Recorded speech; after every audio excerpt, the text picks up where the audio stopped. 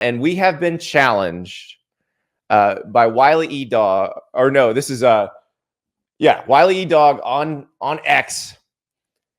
SMU, Stanford, and Cal in the ACC as one of the weird things, like, to explain to your friends who are casual college football fans.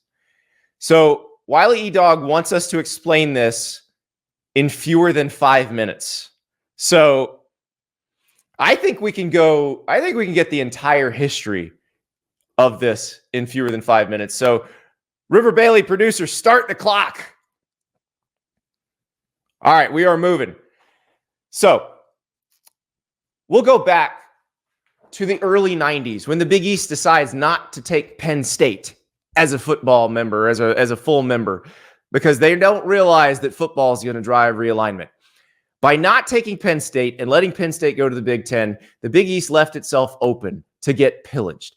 The ACC, led by John Swofford, the ninja commissioner, realizes, hey, basketball league based around Tobacco Road, we've got to do something a little bit different. We've got to beef up our football product. They already had Florida State. They'd added them in the early 90s.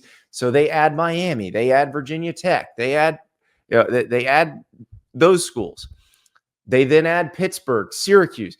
They effectively decimate the Big East, which allows the ACC to survive as a power conference. But then something happens. The Big Ten takes Maryland. And all of a sudden, everybody's scared because it's like, oh no, that's a charter member. Would they leave? They might. So the ACC grabs Louisville.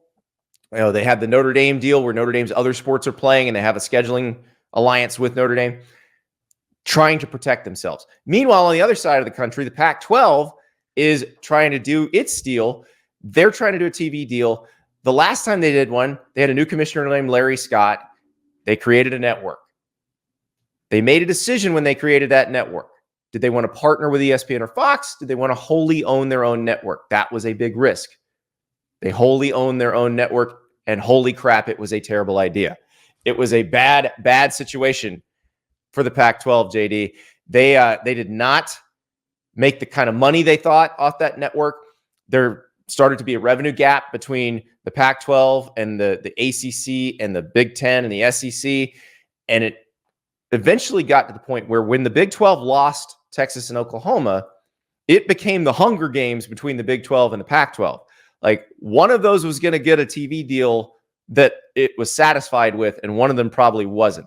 So Brett Yormark, the newer commissioner in the Big 12, decided, here's what I think we need to do.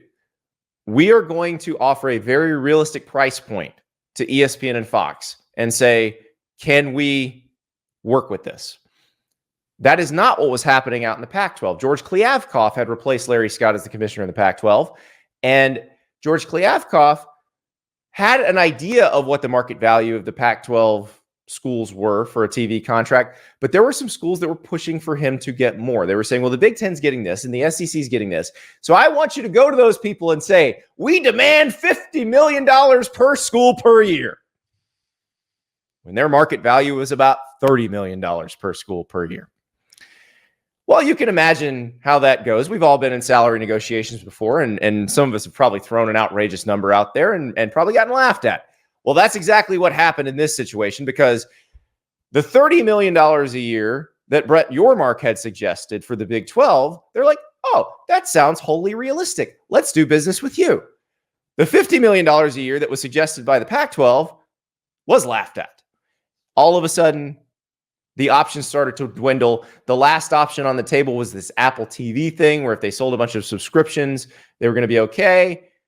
But the schools just couldn't live with that, especially when the Big Ten was willing to offer Oregon and Washington a lifeline. So Oregon and Washington go to the Big Ten. Colorado goes to the Big 12. The Arizona schools in Utah follow. What's left? Oregon State, Washington State, Cal, and Stanford. Now, the ACC has always fancied itself a highly academically evolved conference. When you have the University of North Carolina, University of Virginia, Georgia Tech, these are schools with elite academic reputations. And of course, they want to be in business with other schools that have elite academic reputations. Cal and Stanford, they don't get much more elite than that. And so they're like, hey, you want to come? We don't have to give you all the money you might get, but we'll keep you afloat. It'll be better than the other alternatives. And Cal and Stanford are like, let's go.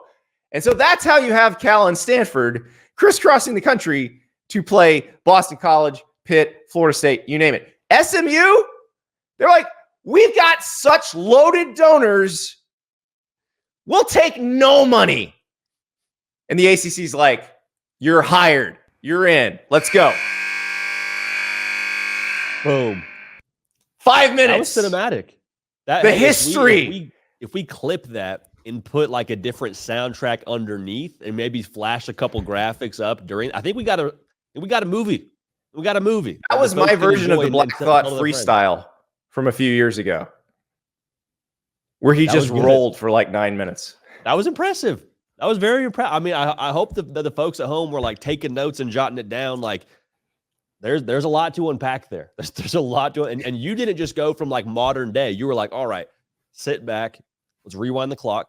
Let's go to the genesis of this whole thing. I'll make sure we get every T crossed, every I dotted. I think that was very, very thorough. I appreciated that one. As LL says in the chat, and I'm sensing sarcasm here, makes complete sense, Andy. I realize it probably still doesn't make any sense, and it didn't make any sense to me because I remember when the negotiations were going on, and like, guys, this sounds crazy. Why are you now? The other potential reason for this, and I probably should have gotten into this in the 5-minute explanation, is the way the contract works with ESPN. They need to have 15 members, including Notre Dame.